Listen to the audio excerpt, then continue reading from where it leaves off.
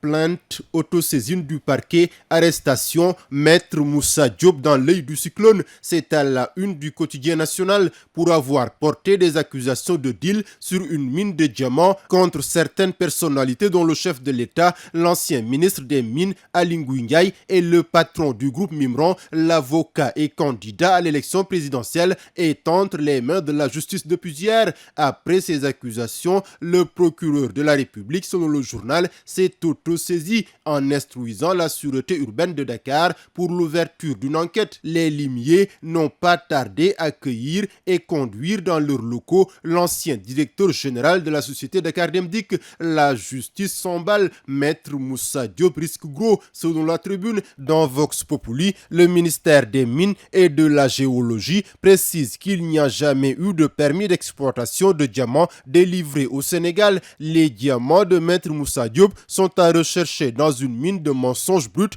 qu'il exploite à des fins politiciennes, a réagi le groupe Mimran qui annonce des poursuites judiciaires. Aly Ngouille Ndiaye porte plainte pour diffamation. Pour Rewmi Quotidien, l'affaire prend de l'épaisseur. Maître Moussa Diop, selon la tribune, pourrait être poursuivi pour recel de documents administratifs, diffusion de fausses nouvelles, entre autres. Maître Moussa Diop entre les mains des enquêteurs, il fallait s'y attendre. Après ces révélations et détails circonstanciés, selon le biétiste du journal Besbi, quand on touche au président pour ces histoires, il faut en avoir la carapace. Quand on cite un magnat comme Mimran, ça ne peut être du sucre. On pensait avoir trouvé des cailloux, mais finalement, Maître a reçu des pierres peu précieuses à la figure et ça risque de faire mal avec ses nombreuses plaintes. La mine de diamants est dans le journal Besbi. CAF Awards, jeune joueur africain de l'année, Lamine Camara succède à Pape Matar Sarr. C'est le premier trophée personnel de la jeune carrière professionnelle de l'ancien joueur de Génération Foot, écrit l'AS. Malgré son jeune âge, 19 ans, le milieu de terrain a connu une ascension fulgurante,